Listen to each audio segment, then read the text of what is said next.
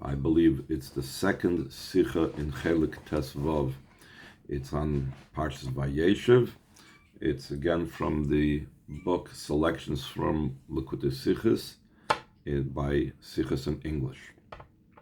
Okay, in the verse, Yaakov dwelled in the land where his father sojourned. In other words, in the Lashon Kodesh, it's Vayeishev Yaakov be'eretz megurei aviv. Yaakov settled in the land where his father lived. Over here he translated Yaakov dwelled in the land where his father sojourned. The Chazal say, our sages comment, Yaakov sought to dwell in tranquility, but the troubles of Yosef sprang upon him. The Chazal are puzzled. Why specifically does the pasuk over here speak about Yaakov settling in the land? This story we already know that Yaakov returned to where Yitzchak lived. What's the nayis, as we say in Yiddish? What's the novelty over here by saying Yaakov settled? But the reason why it says it over here in close proximity to the story of Esav is that it was a state of mind that Yaakov was in. That Yaakov wanted to be in a state of tranquility. And then the Chazal go on and extend this from Yaakov Avinu to tzaddikim in general. Similarly, the tzaddikim, the righteous, seek to dwell in tranquility. Says HaKadosh Baruch Hu, the Holy One, blessed be He. Is not what is prepared for the righteous in the world to come sufficient for them? What's already set in Olam Haba should be enough. That they also seek to dwell in tranquility in this world. They also want to live in a state of shalva, as the Chazal use it, in this world. So the question is, what is exactly the problem that the Chazal are expressing, that there's something wrong? Hashem tells them this is not enough for you. The commentaries explain, speaking in analogies, our sages describe the world to come as a banquet hall, Olam Haba, and this world, Olam Haza, as a mere antechamber, traklin in the expression of Chazal. Accordingly, a person should constantly feel that he is but a stranger in this world, passing through, as it were, on the way to his ultimate destination. Thus, to return to our sage's comment mentioned initially, when a person seeks tranquility stemming from material prosperity in this world, he is misjudging his priorities by transferring the importance of the banquet hall to the antechamber. So what was the problem with Yaakov was, how are you, and the tzaddikim in general, how are you giving value more, or of equal value at least, to this world as to the world to come? A person needs to have his mind on the ultimate value, which is Olam Haba. But the Rebbe finds this explanation difficult for a few reasons. This explanation, however, requires clarification. One problem is, how can the above be said of Yaakov, our patriarch, Yaakov Avinu? He was one of the Avis, the patriarchs, of whom it is said that Avis Hein Markava, the patriarchs, constitute the divine chariot. And the Alter Rebbe explains in Tanya about that, all of their limbs were holy and separate from worldly matters. Throughout their lifetimes, they served as a chariot, meaning a vehicle, a channel, solely for Hashem's will. In other words, they had no independent will of their own. How can Yaakov be described as one who misjudged his priorities by transferring the importance of the banquet hall to the antechamber? He was like saying, this world is like more important. In particular, this question applies to, regarding Yaakov, the most perfect of the Avis, the Chazal say, the most perfect of the patriarchs. So for sure, if any of the Avis, it would have been out of the question. This is for sure out of the question for Yaakov. That's one problem with this explanation. Another problem is, according to the above interpretation, it appears that the quest to dwell in tranquility in this world, Leishev b'shalva, is undesirable. This is not something that a tzaddik for sure should desire. However, the wording our sages use is differently. It doesn't say, how dare you desire, or you shouldn't be desiring shalva in this world. That's not what it says. The Chazal say, loy dayach. It's not sufficient for you what was prepared in Olam Haba?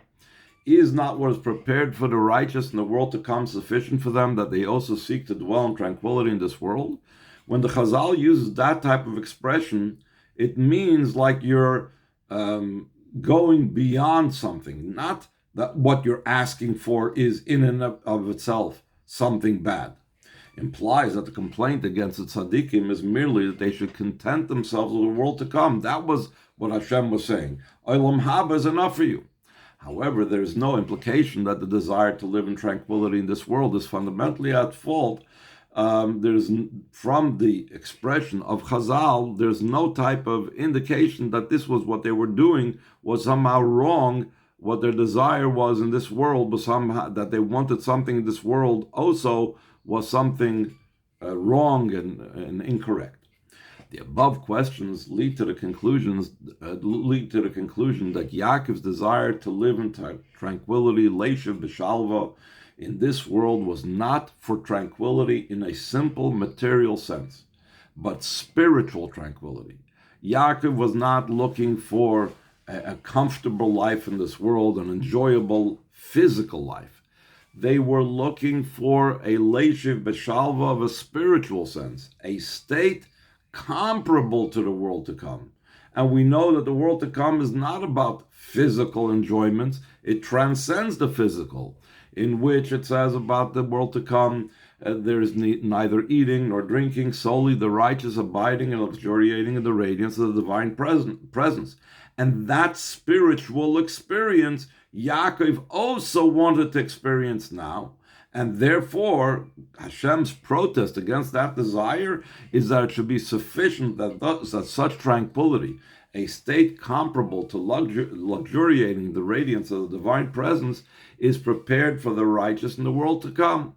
That should have been enough for the tzaddikim. You want to have that spiritual thing? Fine, you will be having that, but you'll have it in the world to come. In this world, by contrast, it's not about spiritual contentment as well. But every moment should be used not for tranquility, but for work, labor and service, avoida. As our chachamim say, as our sages say, hayom la'asoisam, today to perform them, u'lemacher l'kabel scharam, tomorrow to receive the reward for them. So therefore, once we understand this, but still, what does this mean to have in this world this type of idea? To resolve the above questions, further explanation is necessary. What is meant by dwelling in tranquility in this world, leishiv b'shalva b'olam hazeh, to the extent that it's comparable to the world to come? But there is a larger question that ever continues.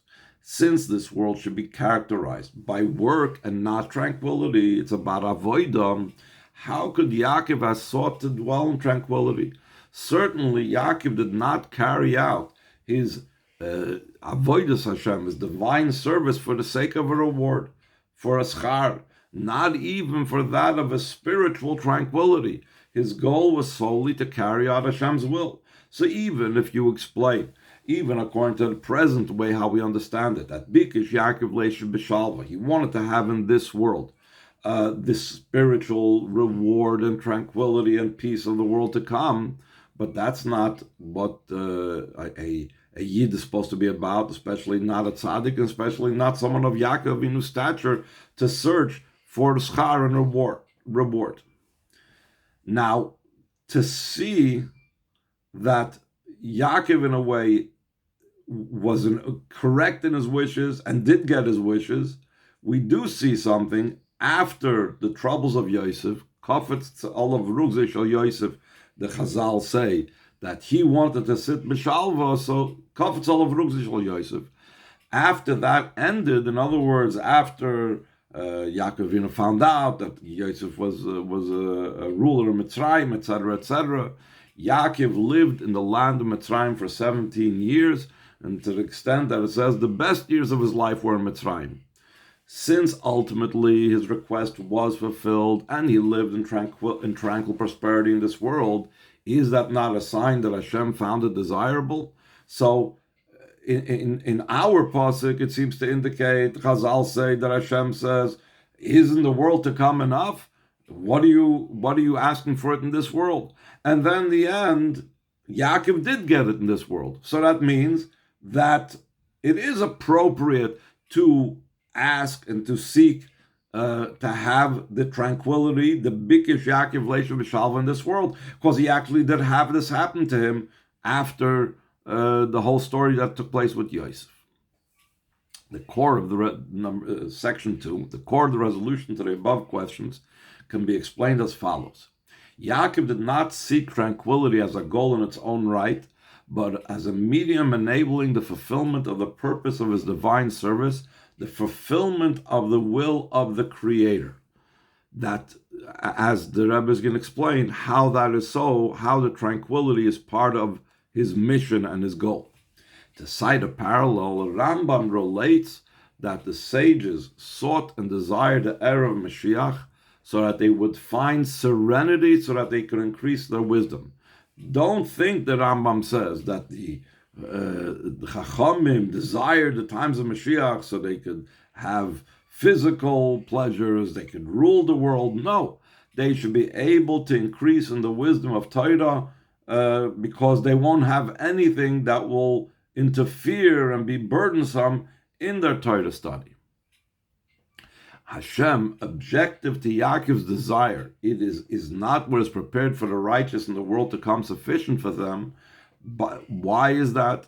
What was the objection? Not to the goal, but for the particular time when it's being expressed. Because at that stage in the spiritual development, Yaakov was not yet capable of receiving such tranquility in this world. At that time, before Yosef, he should have contented himself with the knowledge that he would be rewarded with tranquility in the world to come. That would be the ultimate fulfillment of the purpose of his divine service. But there would be a time when Yaakov would reach a state where that tranquility could be received and could be manifest in this world. However, the troubles of Yosef that sprang upon him refined and elevated Yaakov to the level at which he could receive tranquility comparable to the revelations of the world to come while in this world, where he doesn't have to wait for the world to come. So initially when he was told, Dayoch, it's sufficient for you, the world to come, that was because he hadn't yet gone through the troubles of Yosef. Once he went through the troubles of Yosef, then he was able to receive, even in this world, the peace and tranquility of the world to come. For this reason, as the Torah relates, during the last 17 years of his life, Yaakov lived, which, as I mentioned earlier, he enjoyed the best years of his life and experienced tranquility even in this world, which was what he initially was seeking out at the beginning of our parsha. Section 3. It is possible to gain a deeper understanding of the above by prefacing an explanation of two seemingly conflicting concepts regarding the reward granted for the observance of mitzvahs. What is the idea of the reward? What's the purpose of the reward? What is it all about? The ultimate intent of the observance of mitzvahs is not that they serve as an intermediary to achieve another purpose. In other words, receiving a reward or the like. You cannot say mitzvahs are the most valuable thing. Mitzvahs are the most greatest thing. You can't say a mitzvah is for something else, i.e. a reward. Instead, their observance has a self-contained goal. As our Chachamim teach, schar mitzvah mitzvah, the reward for a mitzvah is the mitzvah itself. In other words, the mitzvah is its own end. It's not a means to an end. True, rewards, both material rewards in this world and spiritual rewards in the world to come, are given for the observance of mitzvahs. We are not chas v'shalom denying the idea of reward. However, that is for a secondary reason. The reason a person receives reward is because the Holy One, blessed be He, does not withhold the reward of any created being. We did work, Hashem is going to give us a reward. But that doesn't mean that the mitzvah has some value as a means to an end. Nevertheless, fundamentally, both from Hashem's perspective and man's, mitzvahs are not means to an end. They themselves are the end, are the purpose of their fulfillment. So the Rebbe goes, that is one way of looking at the mitzvah.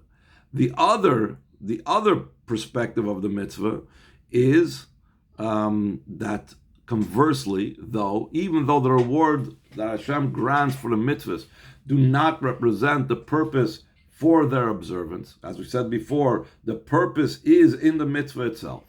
However, those rewards are not unrelated to the mitzvah itself. In other words, the rewards grow out of the mitzvah itself. It's not something that is additional to the mitzvah and completely unrelated. Instead, they are an outgrowth and a consequence of the mitzvah itself. As the Alter Rebbe says, the mitzvah itself is this catalyst for its reward. Hagoyrem schar ha-mitzvah hi ha-mitzvah ba'atzma. And to such a degree is the mitzvah the catalyst for its own reward. It gives forth its own reward. And from the reward for a mitzvah, one can discern its essence. You could reverse engineer it. You could look at the reward to see what the nature of a mitzvah is. When a person gets paid, let's say, money for doing a job, he gets a salary. You can't tell by the money what the job was. You may be able to tell the value of the job, how important it is, but the money is not going to tell you anything about the job, because the money that one receives and the job that the person does are two distinct and separate things. Mitzvahs and the schar of the mitzvahs they work hand in hand.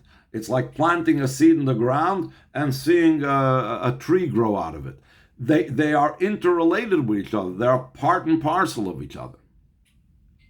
So, based on these two ideas of the mitzvahs, on the one hand, the mitzvah is not for the sake of the reward. On the other hand, the mitzvahs, they themselves are the cause of the reward. So he says in the second paragraph, explanation is necessary since the reward for the observance of mitzvahs is given for a secondary reason that is seemingly not related to the intent and purpose of the mitzvah, like we said before, only because the Holy One, blessed be He, HaKadosh Baruch Hu, does not withhold the reward of any being. Ein HaKadosh Baruch Hu kapev schar kol beryim. Why is it that the nature of the mitzvahs is such that they reflect and serve as a catalyst for their reward? If the whole idea of the reward is something secondary, it's not what the mitzvah is about. As mentioned, that reward appears to be a secondary and seemingly unrelated factor to the mitzvah. Just like, okay, Hashem needs to be fair, so He pays you for the mitzvah you did. So he says in section 4, a parallel to these two seemingly contradictory dimensions regarding the reward for the observance of mitzvahs is found regarding the motivating rationale for the mitzvahs. Hashem's desire for the mitzvahs, even those mitzvahs which are edus, testimonials, and mishpatim judgments. In other words, mitzvahs that are logically understood, mitzvahs that are either mishpatim like civil laws or testimonials like Pesach are testifying and commemorating going out of Mitzrayim, whose rationale can be comprehended by logic. These are logical mitzvahs, rational mitzvahs, stems from a desire that transcends reason. All mitzvahs is brought down in Chassidus, the Rebbe emphasizes this a lot, comes from Hashem's will, that Hashem's will is really beyond Chachma, beyond Seichel, beyond Chabad. So how did some mitzvahs all of a sudden become understood to us? That's because of Hashem constricting and taking His will and enclothing it in His wisdom and understanding and delivering it down to our wisdom and understanding. Rationales for the mitzvahs exist for many mitzvahs only because the desire for these mitzvahs has descended and clothed itself in wisdom and logic. This means essentially all mitzvahs are super rational. Some mitzvahs have been brought down into the rational world to be able to be understood for Hashem's reasons, and some remain in their superrational state, like let's say paraduma or shatnez and so on.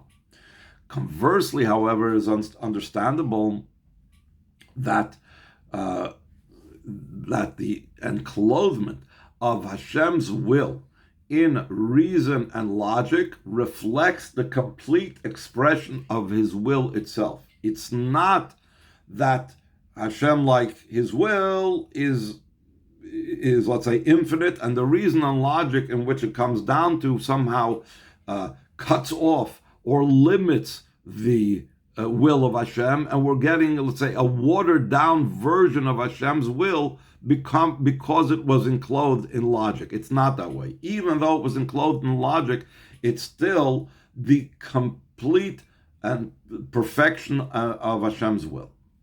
So how does this work together?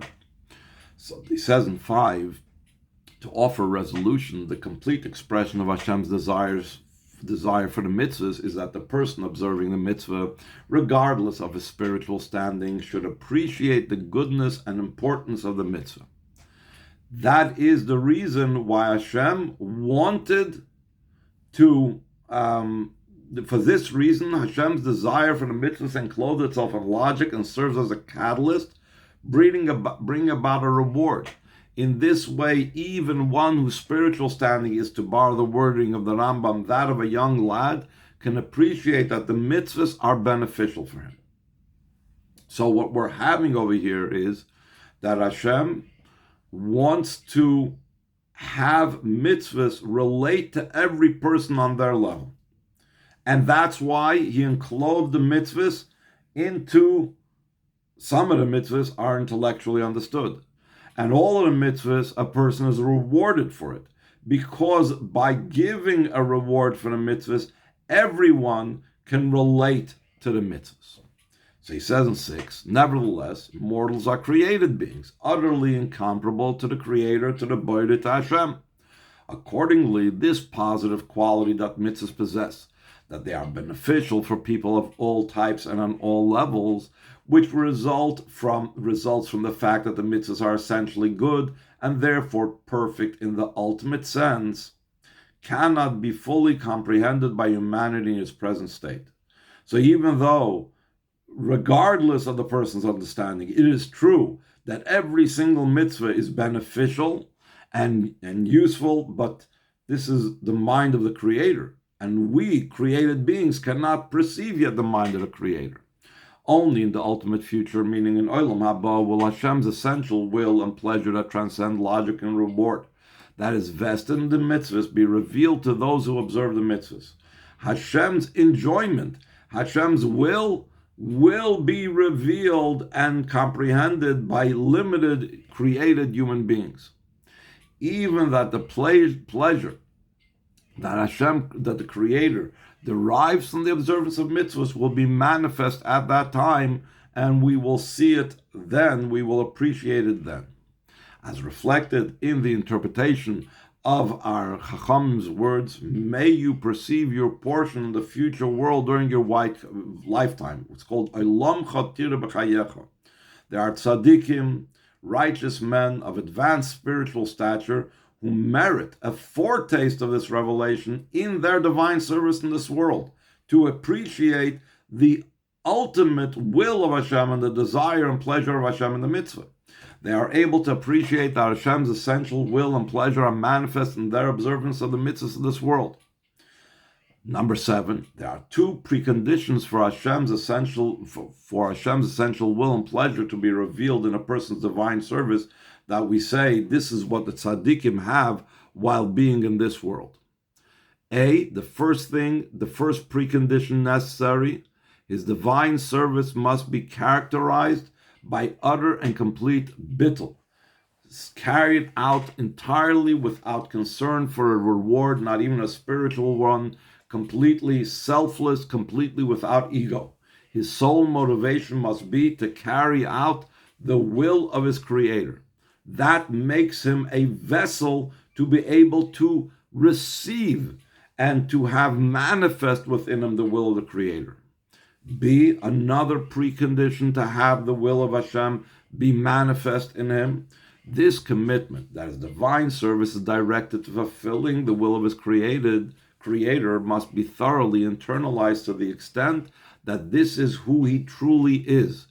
It's not just that he sublimates himself to Hashem, that he has bittul, but it becomes him. He and the will of Hashem are identical. This is his true being. In other words, the will and pleasure of the person who serves Hashem should be entirely identified with Hashem's will and pleasure. It's not that there's what I want, and then there's what Hashem wants, and then I am mevatel myself, I nullify myself, I sublimate myself to Hashem, but rather my whole will and pleasure is Hashem's will and pleasure. As will be explained, both of these preconditions are alluded to in the verse, Shalom Rav Secha, those who love your Torah will enjoy abundant peace. So here the Rebbe, the next part of the Sicha, is going to speak at great length about this Shalom Rav Secha, and then bring this back to our topic. Number 8. My revered father-in-law, the Rebbe, the Frierdiker Rebbe, the previous Lubavitcher Rebbe, explains the reason why the above verse uses the phrase, those who love your Torah, through seemingly the expression, those who study your Torah, would be more appropriate, since the Torah is an intellectual discipline. Why does it say Shalom Rav le'oyhavei Secha? It should have said Shalom Rav le'loimdei Secha, to those that study your Torah. Torah study, that's what Torah is about. It's not about something that you love, it's about something you understand, you study. Still in all, nevertheless, in order to reach the abundant peace that the Torah leads to, studying it alone is not sufficient. The love of Torah is also necessary. Moreover, the love of the Torah must not stem only from the dearness and loftiness of the Torah itself, but primarily from the fact that it is your Torah. Oyavei Torah Secha. Shalom Rav Secha, because the Torah is inherently bonded with the giver of the Torah. That is the reason why he loves it. He loves it because it's Hashem's Torah, and then he will merit this level of this abundant peace, this very powerful level of peace. So the Rebbe says explanation is necessary. The Talmud cites the verse, Shalom Rav Secha, those who love your Torah will enjoy abundant peace, as one of the proof texts for the idea that Torah scholars increase peace in the world. Talmidei Chachamim Marbim Shalom Ba'olam. That verse indicates that the love of Torah and the appreciation that it is your Torah is necessary for the abundance for abundant peace. So how do you know what's the proof to say Talmidei Chachamim Marbim Shalom Ba'olam? Because of the pasuk it says Shalom Rav Secha. Our sage's statement, Torah scholars, Talmidei Chachamim Marbim Shalom Ba'olam, increase peace in the world, also speaks not of ordinary peace, but of increasing peace. It says Marbim Shalom Ba'olam. Nevertheless, unlike the proof text that speaks of abundant peace, it does not mention the love of Torah, but merely mentions Torah scholars. In other words, those who study Torah, people engaged in intellectual study. Why then does the proof text mention those who love your Torah? The Chazal is saying, Talmidei Chachamim Marbim Shalom Ba'olam. That's all it says. Talmidei Chachamim. They are students of sages, they're studying Torah. They increase peace in the world. The pasuk, but we just now said, says something deeper. Why is there Shalom Rav? Why is there abundant peace? Because there are Havei Torah Secha. They love, not just studying, they love the fact that the Torah is Hashem's Torah. It's a manifestation of their love for Hashem that they find Hashem in the Torah. That's seemingly something much more than saying Talmidei Chachamim Marbim Shalom Ba'olam. So how do we explain this? In resolution, the Talmud cites the verse that those who love your Torah will enjoy abundant peace. Shalom Rav Secha, not only to support the concept that Talmidei Chachamim Marbim Shalom Ba'olam, that Torah scholars increase peace in the world, but also to add a further dimension to the concept. So in truth, It's not just trying to prove something that Talmidei Chacham Marbim Shalom Ba'olam, and they prove it from the pasuk Shalom Rav Le'avis Secha, but actually there is the message in Talmidei Chacham Marbim Shalom Ba'olam, and there's an additional message in the pasuk that they read, that they bring that pasuk Shalom Rav Le'avis Secha. The world in this context, when it says Talmidei Chacham Marbim Shalom Ba'olam, also includes the Torah scholars themselves, the Talmidei Chacham themselves. By increasing peace in the world, Torah scholars achieve abundant peace for themselves. A peace so manifold that even they appreciate its abundance. In essence, it is a higher level of peace than that which they bring about within the world. What they experience is a deeper and higher idea of peace. And that is why it says, Shalom Rav Le'avis Secha. What is that greater peace than the peace that the Talmidei Chachamim experience? That's a greater peace that's possible to be manifest in the world. To explain, true peace, abundant peace, implies not only an actual state of peace. In other words, the opponent is vanquished and sues for peace. So there's no war.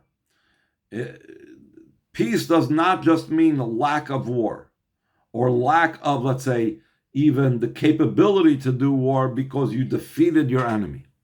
But that a setting is created where there's no possibility for the existence of an opponent. Thus, peace comes as a natural consequence because there is no opponent anymore. If there's no opponent, then peace is natural. Such peace is possible only as a result of Hashem's essence. Atzmus, what's called in the terminology of Chassidus. Why is it only a result of Hashem's essence? Since He is truly limitless, transcending all boundaries and definitions, bli gvul, it is not possible to speak of anything being in conflict with Him. With Him. So therefore, when Hashem's essence is manifest, everything it ceases to be an opposition, and therefore there's no possibility for opposition, and it's a true essential peace. Herein lies the dimension that the proof text, those who love your Torah will enjoy abundant peace, adds to the peace that the Torah scholars increase in the world. The Torah scholars increase in the world a world level of peace, but not a level of peace of the essence of Hashem. That is in the pasuk Shalom Rav Le'avis Secha. The potential for Torah scholars to generate peace in the world and bring about actual oneness between two fundamentally opposite entities. In other words, they unify the world, which by nature conceals and opposes godliness with godliness. That is the peace that Marbim Shalom Ba'olam, the first state, the lower level, that they are making the world and godliness be at peace, results from abundant peace, the true potential for peace that's invested in the Torah. Because in Torah there's a true peace, since the Torah is rooted in Hashem's essence, for as stated above, the Torah and its mitzvahs are His essential will and pleasure. Therefore, Talmidei Chachamim, Torah scholars, can tap that essential power and bring about peace within the world, so that the world, which is a concealment of godliness, olam, the word olam means concealing godliness, and godliness can now live together because the Talmidei Chachamim draw out in that peace that's in the Torah and bring it into the world. Tapping the ultimate peace invested in the Torah generates a reciprocal effect within the Torah scholars. They gain from it as well. It's not just they're bringing peace into the world. They are granted abundant peace, a state of peace that even they appreciate as abundant. Hashem's essential will and pleasure that are invested in the Torah are revealed within their souls. Similar, it's already starting to echo a little bit what we spoke about at the beginning of the Sicha, about the tzaddik experiencing me'ein olam haba, the tranquility of the world to come. As mentioned above, a Torah scholar must carry out his divine service Avodas Hashem with complete and utter bittul, sublimation, to be worthy of such a revelation. He must be dedicated entirely to fulfilling the will of Hashem, of his Creator. Therefore, it is necessary to emphasize that these individuals are not merely Torah scholars. It's not just enough that they are studying Torah. Studying Torah alone does not indicate that ultimate bittul that's necessary to experience that oneness with Hashem. Therefore, they are also lovers of your Torah. Their love and excitement for Torah study, including also the aspect of Torah study that leads to the actual fulfillment of its laws. These are not two separate things. It also, as we'll speak about also later in the Sicha, how this Torah study manifests itself also in the mitzvahs, does not stem merely from their appreciation of the Torah itself and all its lofty qualities because of the Torah itself, which is part of the statement of Talmidei Chachamim Marbim Shalom Ba'olam, just they are studying Torah, but primarily that uniting with Hashem's will, primarily from the fact that it's your Torah, because of the Torah's bond with the giver of the Torah, and that is what brings about that they can experience this greater peace and this ultimate unity with Hashem, similar to the time of Olam Haba. So he says in section 9, further clarification is necessary. Seemingly, since the Avodas Hashem, divine service of Oyhavei Soresecha, the lovers of your Torah, stems solely from their commitment to fulfilling the will of their Creator, it would appear that they would have greater vitality and excitement in observing mitzvahs than in studying Torah. How come? Why would mitzvahs exemplify this idea of the devotion to Hashem more than Torah? So he explains, since God's desire for dwelling in the lower realms, that Hashem had a nisava Kadosh Baruch Hu liyis dira b'tachtonim, is consummated primarily through fulfilling mitzvahs from material entities. When you take a physical thing and you use it for a mitzvah, for the Avodas Hashem, so then you are making a home for Hashem down here below, dira b'tachtonim.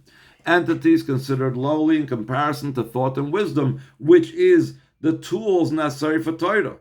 So Torah study versus mitzvahs is not fulfilling the ultimate dira b'tachtonim. This would appear to be where their focus should lie. If you want to tap into Hashem's will, an essential will, and connect with that ultimate peace and that ultimate tranquility and will and pleasure of Hashem, so it has to be through the mitzvahs. Why then are these people called lovers of Torah, putting the emphasis on Torah and intellectual discipline, even though we're using the term lovers of Torah, but it's still lovers of Torah rather than lovers of mitzvahs? Then you have the love of Hashem, and it's manifest in the lowest realms in the mitzvahs. So a resolution can be offered based on the Alter Rebbe's explanation of the advantage of the bittul involved in Torah study when compared to the bittul involved in the observance of mitzvahs. The Alter Rebbe in Torah Oyer says an amazing concept about the self-negation, the sublimation of a person, the bittul of a person when he learns Torah, has in it a component which is greater even than the bittul in mitzvahs. When a person observes mitzvahs, he exhibits bittul that is comparable to a servant who fulfills the command of the king and carries out his word, meaning the servant has an identity of his own. Though he has subsumed his own identity to that of the king, they remain two separate individuals. There is the servant and there is the king, but the servant serves the king. That's what a mitzvah is about. That's the bittul experienced by a mitzvah. By contrast, the bittul exhibited when a person studies Torah is more encompassing. The word of Hashem, this refers to halacha. Dvar Hashem zu halacha, is being spoken from his throat.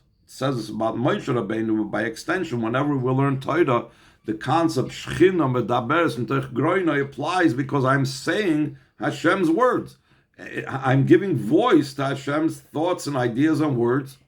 Accordingly, our sages ask, Man Malke, who are our kings? And answer, the Rabbanon, the rabbis. A Torah scholar is not merely a servant who obeys and subsumes his identity to the king, which indicates there's the servant versus the king. But rather, his identity is that of the king because he's not something separate than Hashem. He's not something separate than the king. He's completely one and identified with Hashem because it's Hashem's words that are coming out from him and through him. On this basis, it can be explained why these individuals are referred to as Vayeishev Sicha, even though their commitment to Hashem's desire for a home in this lower realm, for a dwelling in the lower realms, causes their vitality to be primarily focused on the observance of mitzvahs. What is their big geschmack? What's their chayis in doing mitzvahs with the physical? They also carry out the mitzvahs with utter bittul and complete bittul, one comparable to the bittul of Torah study. In other words, their Torah study impacts their mitzvahs. Not only their Torah studies in such a way that he sublimates himself completely and he identifies completely with Hashem. It's the words of Hashem. His mitzvahs become as well in such a manner. The manner in which they fulfill the mitzvahs and carry out Hashem's will is not comparable to a servant who fulfills the command of the king, because it's a result of being Vayeishev Sicha. Instead, their entire identity is that of a chariot that we spoke about before. A chariot means someone that is completely a vehicle and has no will of their own, through which God's will is carried out. Their bittul is so encompassing that they fulfill Hashem's will as a spontaneous, natural impulse. They don't even have to think, I'm going to do something. A servant is given a command by the king, and then he does what the king told him. This level of Vayeishev Sicha, the way it manifests itself in mitzvahs, is that automatically, by extension, I know what Hashem's will is. Automatically, my hands move. To cite a parallel, borrowing the words of our Chachamim, my head bows on its own while reciting Moedim. There's an expression like that in Chazal, that when a person says Moedim, his head just automatically bowed. He didn't have to think, I have to bow my head. That's the way how mitzvahs are done when they are informed by and impacted by Vayeishev Sicha. That's not something separate from Hashem's Torah. That the Talmud Chacham and Hashem are completely one. Because of their utter and complete bittul, the lovers of Torah Vayeishev Sicha are worthy of abundant peace, shalom rav. The revelation of the pleasure of the Creator derives from the Yidden's observance of the mitzvahs, because we said that's interconnected. One has to do directly with the other. So he says now in 10, the concepts explained above are alluded to in the interpretations of the verse, Vayeishev Yaakov be'eretz miguri aviv. Yaakov dwelled in the land where his father sojourned, given by the Magid of Mizrich and the Alter Rebbe respectively. They each one have their own unique interpretation of this pasuk. Both of these sages, in other words, the Alter Rebbe and the Mizrich Magid, share a connection with Parshas Vayeishev. As is well known, the Magid's passing was on Tuesday of Parshas Vayeishev, Yutas Kislev 5533 Tovkuf Lamed Gimel, which was in the secular year 1772, and the Alter Rebbe was granted his freedom on Tuesday of Parshas Vayeishev, Yutas Kislev Tovkuf Nun Tes, in the secular year 1788. So now the Rebbe is going to bring the two explanations of the Mizrich Magid and the Alter Rebbe, and he's going to go on to explain the association between them. The root of the word Megure, translated as where sojourned, can also mean collect or gather in, as in the phrase, who gathers, oiger, in during the summer. So Megure in Lashon Kodesh is related also to gathering.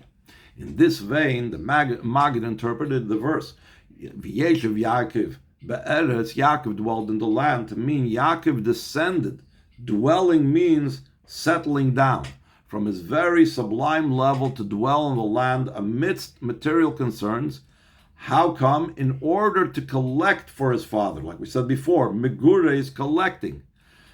Be'eretz Megure Aviv, his father, meaning his father in heaven. He was gathering in and elevating the sparks of holiness, nitzotzes, that are invested in the land, meaning in material existence. Like according to this interpretation, Vayeishev Yaakov be'eretz Megure Aviv, Yaakov dwelled in the land where his father sojourned, focuses on divine service, avodas Hashem, that is primarily concerned with observing mitzvahs that are enclosed in physical matters, the land. So in this interpretation of Mezritcher Maggid, we're talking about the idea of mitzvahs. The Alter Rebbe interprets Megure as referring to fear, and also as a storehouse, for Megure refers to a granary filled with produce, a container in which items are stored, and also Magur means also Lesaguru Pneish, it means idea of fear. So fear and container, a fear and a vessel. His father refers to Chachmei Elah, the supernal wisdom. As we know, we're going to have soon in Tanya and Chitas that Chachma Bina are likened to father and mother. So his father is talking about Chachma.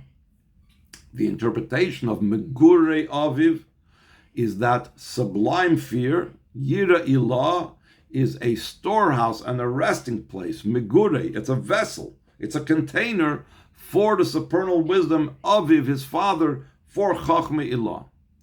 The Alter Rebbe proceeds to explain that the land where his father sojourned is associated with Torah study and not with the divine service of observing the mitzvahs.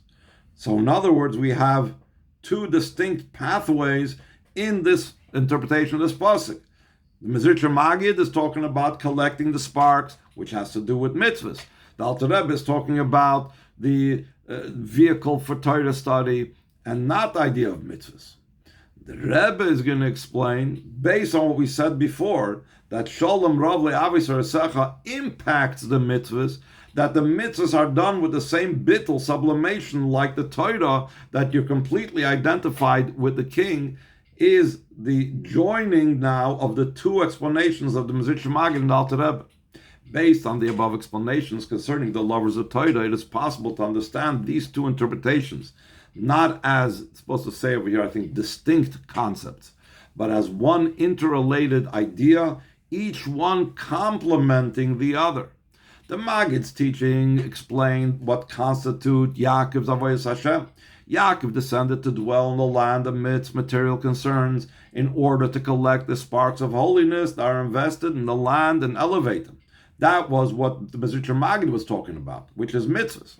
The Alter Rebbe adds that Yaakov carried out his service with total and utter bittul, a bittul comparable to that which characterizes Torah study. Not he was negating the explanation of the Mezritcher Maggid. He was explaining what type of level of mitzvahs he was doing. He was doing a level of mitzvahs on the level of Torah study. So he says in section 11, the explanation of the verse, Vayeishev Yaakov be'eretz Megure Aviv, Yaakov dwelled in the land where his father sojourned, as understood by combining the interpretations of the Maggid and the Alter Rebbe, relates to our sages' statement quoted initially. By saying, Bikish Yaakov leisha b'shalva, Yaakov sought to dwell in tranquility, our sages did not intend to imply that Yaakov sought to rest from the troubles brought about by Vayeishev and the troubles brought about by Lavan, which is a certain interpretation of this, that it's referring to those tzaras that was going on. Instead, Yaakov desired the peace and tranquility brought about in the spiritual realms through his refining the sparks of godliness that have been in captivity and confined by love and Esav be revealed in this material plane. So it was, the Medrash connects it with his coming back from love and dealing with Esav. But the deep meaning of it is, he wasn't looking for a rest and a vacation. I had so many tzaras in my life, I want to have menucha already. No. I accomplished what I had to accomplish with Lavan and Esav. I elevated the sparks of Lavan I was supposed to elevate, which is the idea of Megure, the collecting the sparks. I did the same thing with Esav. I elevated the sparks having to do with that. Therefore, now the outcome of that should be this connection and this association with Olam Haba's type of revelation, joining what Hashem's will and pleasure, like we said at the beginning of the Sicha. Moreover, the reason Yaakov desired that this tranquility be revealed on the material plane was not for his own personal interest. He wanted to enjoy and take pleasure in this revelation of Hashem's will and pleasure akin to Mashiach's times, but because this revelation relates to the ultimate intent of man's avodas Hashem, a divine service, the establishment of a dwelling for Hashem in the lower realms, as explained above. For Hashem to be manifest in this world, for a dira for Hashem b'tachtoinim, for a home for Hashem down below, that means ultimately Hashem's essence is revealed over here. That means His will and His pleasure is manifest in the world, in the experience of man. So Yaakov Avinu wanted to experience that as part of the completion of the home for Hashem down here below, which is the same idea of Shalom Rav that we were talking about. Yaakov's desire, Leisha B'Shalva, to dwell in tranquility, is interrelated with explanation of the phrase Eretz Megurei Aviv, the land where his father sojourned. Given above, that we spoke about earlier, based on the interpretation of Magi, that Yaakov refined the sparks of godliness, found in material existence, Eretz. But he did so in a manner comparable to the approach of Torah study as explained by the Alter Rebbe, that it was not like a servant who is a separate entity serving his master, but he's completely joined with Hashem, like when we're studying Torah. And therefore he would be a vehicle for Hashem in his doing of his mitzvahs. The rationale is that such an approach, as manifested by the lovers of your Torah, Sicha, is a medium to bring about the revelation of Shalom Rav, abundant peace, as explained above. So this is what Yaakov Avinu desired and wanted. 12. On this basis, it is possible to understand why it was Yaakov and not Avraham or Yitzchak who sought to dwell in tranquility in this material world. This is also reflected in the phrase, the land where his father sojourned. Eretz Megurei Aviv. Megurei indicates a temporary dwelling. He's not invested in the land. Yitzchak, who was Yaakov's father, was a stranger. That's why he uses the word Megurei from the word Ger, in the realm of material existence. He was never at home within it.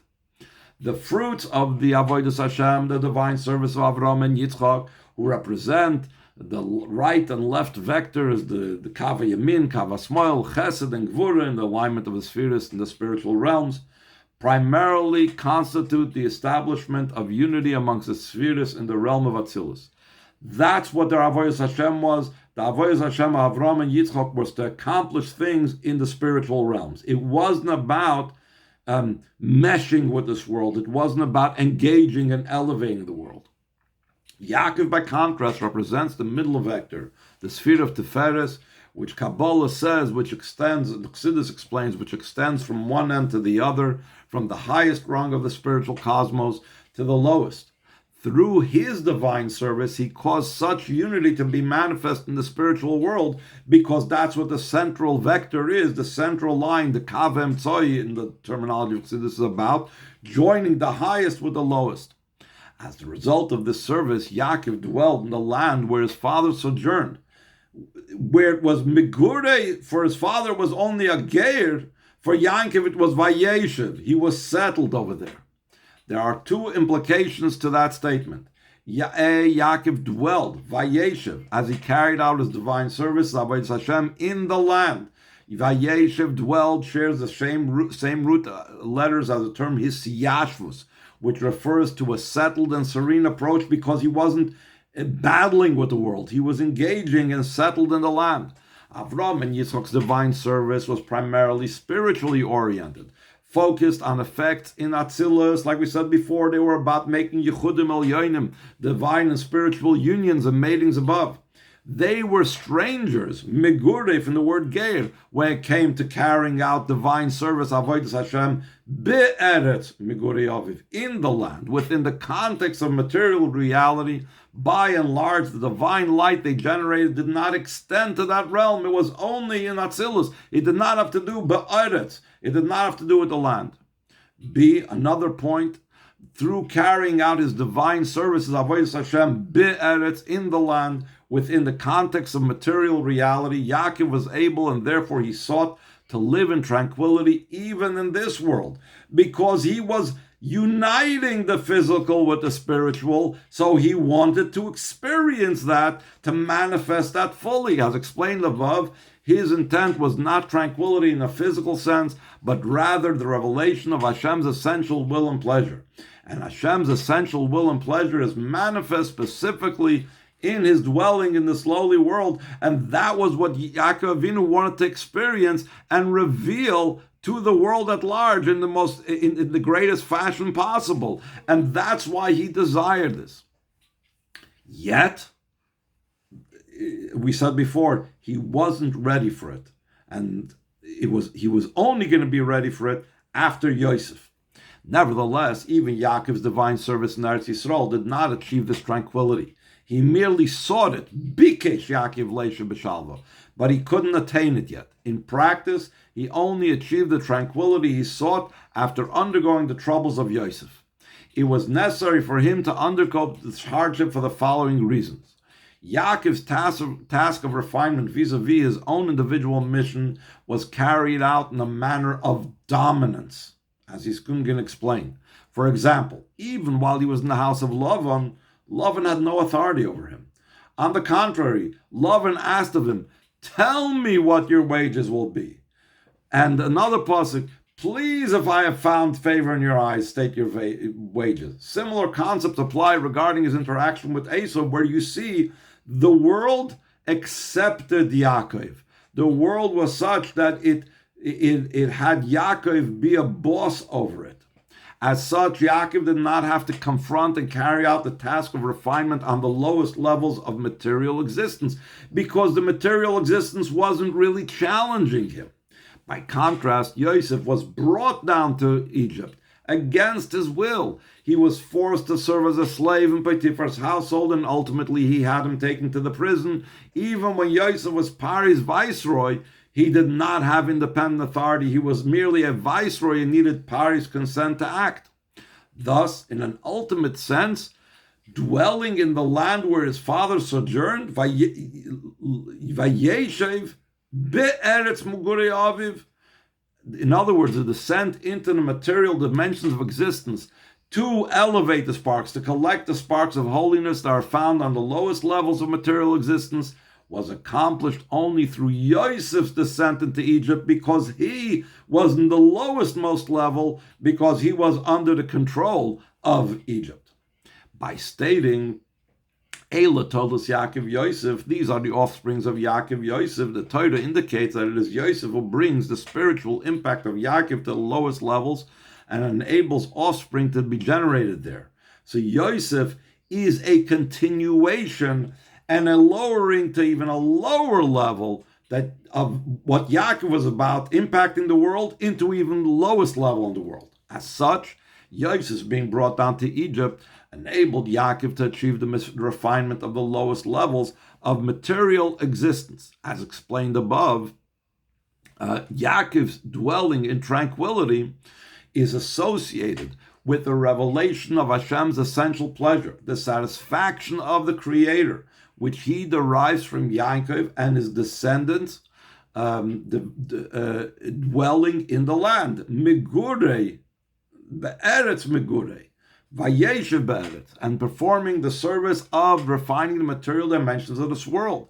Therefore, it was not yet possible for Yaakov to dwell in tranquility, meaning the level of having the tranquility of the future time, the union of Hashem with the world, even having carried out the task of refinement with Lavan and Esau, even though he elevated those levels.